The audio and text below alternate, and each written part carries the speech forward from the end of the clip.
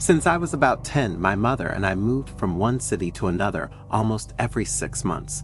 We moved from West Philly to Cleveland to Southside Chicago and finally the east side of Detroit. We moved into one of the apartment complexes that, if you look at it from the outside, was bright, warm, and welcoming.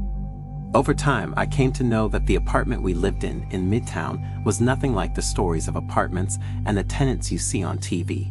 It was a recently renovated retirement home that was only taking in the elderly. Somehow, my mother was referred and managed to get in at a discount on her rent. Just outside the heart of the bustling city, the apartment complex was a towering-looking structure. It was a place of both mystery and charm, where families of all backgrounds resided. While I knew that the apartment was mostly for older residences and retirees, I always hoped to run into some kids my age to make the long, dull days a little more exciting. I explored the hallways and staircases of the building, but if I found anyone, it was the old people who looked like they were looking for a way to escape out of their own miserable lives. Sometimes, the older women would look at me and, as if they remembered something, try to reach out and grab me. Some of the older men just looked down at me, huffed and swore under their breaths, and walked the other way. When I got a little settled into my daily routine of coming home, listening to my mom recite the house rules about being safe and smart at home, we ate dinner. Afterwards, I would lock the door when she went to her night shift and try to catch up on whatever was on TV. Believe me, after 5 o'clock, there wouldn't be anything on but the evening news and a few game shows. I didn't have toys to play with, so I was stuck doing homework, playing solitaire card games or listening to the radio. I knew with all my heart that I would grow old and die there, just like all of the other people in the building. This particular Friday, I found myself looking at TV, dreading Wheel of Fortune and Card Sharks reruns, and hearing the TV announce a scary movie marathon. With a few extra dollars in my pocket, I decided to slip out of the apartment after my mom left for work and run over to the local store. My goal was to load up on as much junk food as $10 would allow and buckle in for a long, paranoid night. I knew I would only be gone for a few minutes, and I was pretty light on my feet, so it was a race against time to get there and back before any of the previews started. When I got to the elevator, the hallway was unusually dark and warmer than usual.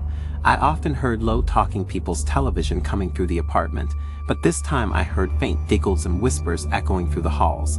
I wanted to investigate, but the sounds would mysteriously fade away when I left the area of the elevator. I only got a chilling silence. When the elevator opened, there was a girl, about my height, wearing jeans, a sweater, and her hair pushed back and held in a headband. She wore a wood scarf on her neck and covered her lower face. Her eyes were small and the light shadowed her face, covering most of her features. I was confused and somehow excited to see another kid in the building. I couldn't tell what she looked like exactly, but I could tell that she had a round, pretty face, but her eyes. The eyes looked like tiny dots hiding laser beams. She stood in the center of the elevator and didn't move to the side to let me on. I went around her and pushed the button for the lobby. I mustered the courage to nod her way and say hello. The girl's head turned towards me. She narrowed her already small eyes, launching invisible daggers into my skull. I turned away and watched the dust on the signs of the elevator. I saw in the door reflection that she was also looking straight ahead. The elevator shook and stopped. When it opened, I paused and saw that the elevator was at the sub-basement level. I started to push for the lobby, but saw the girl walk past me and drift down the corridor. She got about 20 paces, then turned back to look at me. Her face was brighter, even in the dark, and she started to say something before the door closed. Before the door closed, I saw that she had started running towards me, probably to catch the door. I must admit, I did not try to stop the door from closing. I didn't even feel bad that it closed. Whatever she was doing or going to say, I felt that I did not need to be in the middle of that drama. I made the corner store and loaded up with as much potato chips, candy bars, and soda as I could carry and made it back with time to spare. The movie previews were teasers, and the main event wouldn't start for another 2 hours, so I started checking out other channels and sampling the snacks I brought. I heard a soft knocking on the door. My heart fluttered with a mix of excitement and caution. Remembering the house rules, I hesitated. The knocking persisted.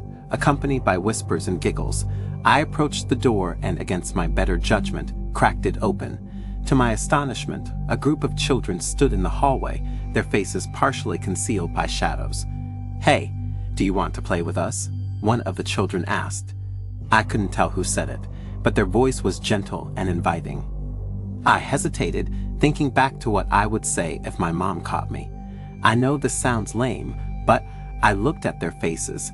Many were not unkind and were eager to look at me. "I'm not supposed to talk to strangers," I replied quietly. "We're not strangers," another child chimed in.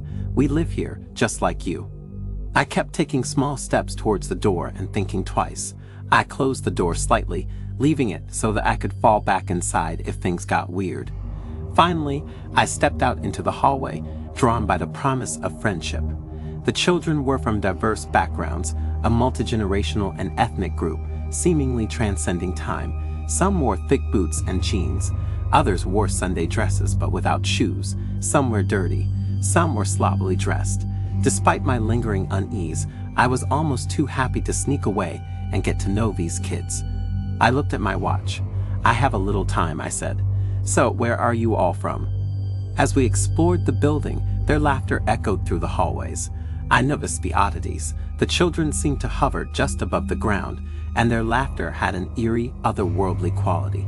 I didn't think about it too hard, though. I cut loose running in the hallways and for the life of me couldn't wipe the smile off my face. A few times I heard people peek out of their hotel room and shout. I squealed and ran as fast as I could.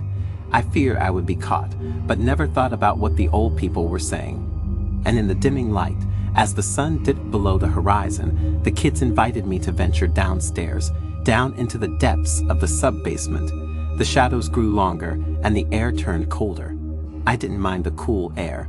I had been doing wind sprints up and down the hallways for a while now. The basement, while creepy, was refreshing. As we walked down the stairs and through a set of heavy doors, I was reminded by the girl I saw earlier today. "Hey," I scanned the group that hung around me. "Do any of you know a girl about my height, fair skin and looks mean all the time?" I laughed at what passed for quick wit back then. No one responded. Nobody laughed. I looked down and heard someone urge us forward. "We should go this way." By the time we arrived at the hideout, I noticed that I was in the side room of what I would call a boiler room. The boilers that heated the apartment were all on and the room was hot. I started to get woozy and backed up to get some air. From behind, I felt a set of small hands push me forward. "Hold up," I said more weakly than what I intended. "Wait a minute. I'm trying to catch my breath." The hands started pushing me forward, almost carrying me, until I was fully inside and in plain view of all of the boilers and furnace equipment. When I got my balance, I saw the kids withdraw and stand several feet behind me. They were almost outside of the door. When I turned around and faced the boiler, I saw the girl from the elevator. The clothes were the same, but her face was far more clearer than it had been before. From the side of her face, down the jaw, and along her neck were second and third degree burns. The skin on her face was graded, fading in stages from one shade to a dull gray. I could see what amounted to what was between her skin and the muscles, almost turning my eyes to avoid crying in front of her. From her jawline up, her face appeared normal, but hardened. Her beady eyes pierced me like an ice pick. "What?" was all I could manage to say. "Help us," the girl said. "Help send us home." The girl didn't approach, but her gaze was sharp and hard to read. I thought she was going to attack me, but she stood like a statue and kept her hands to her side. Every old person, almost everyone, did this to us. Over the years, there have been more and more kids. You're the first kid that moved here. They're going to get you if you don't help us. The girl turned her head towards the door. "Hi." I turned back, but the wall of kids blocked my way out. "I don't even know you." "You will remember our names. My name is Asia," the girl with the burns on her face whispered. "But that don't matter now. When he comes, you have to push them inside. That's the only way they—" Asia paused. "We're gonna get home." I heard some shuffling and turned back to the door. I no longer saw the kids, but heard the heavy steps of who I assumed was the custodian. I figured the kids hid, and I did the same. When I was behind a large set of crates and boxes, I saw a large, dirty man look into the room. I saw the way he examined the room. The girl Aisha was not in sight. The kids, as many as there were also gone. So far it was the giant of an old man and myself in the room. As he stepped out of sight, I prayed to go home. I thought he had gone when I felt thick fingers curl around my neck and yanked me up off the floor. "Got ya!" the custodian yelled. I flailed and kicked, but the giant custodian ignored my struggles and looked at the 3 boilers that were roaring to keep an apartment warm at night. "We'll use lucky number 3 tonight," he said. As soon as he got closer to the rightmost boiler, I used what little strength was left and kicked him below the belt. He wasn't expecting that. He dropped me and grabbed his manhood with both hands. I was not able to see straight, but saw enough that he was shaking off the pain. I knew that if I didn't run, I wouldn't be able to ever again. I saw Aisha helping me up. "Finish him now," she yelled. She pushed me into the custodian, who was just staggering to his feet. As he was about to catch me, I fell backwards, pushing his back towards the flames licking the air.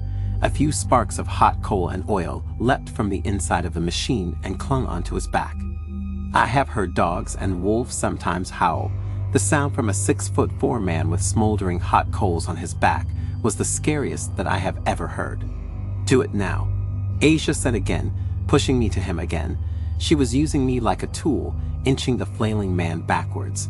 Against my will, I was bounced off the man until the custodian lost his footing and fell back. With a final push, the older man tumbled and struggled to regain his balance. Aisha stood next to the door, pulling me around. "Push," the girl said. The door was very warm, but did not burn like I expected. I did not realize I was pushing until the safety latch that kept the door in place made a hard clank, securing it for good.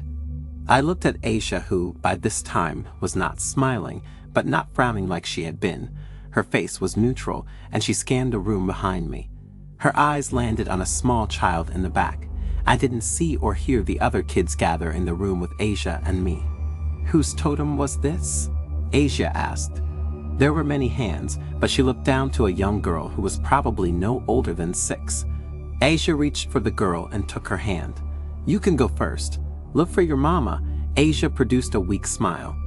"Can I go?" the small girl said. Aisha nodded. Her eyes were glistening, and the smile grew into something between hurt and longing. The girl lifted her head.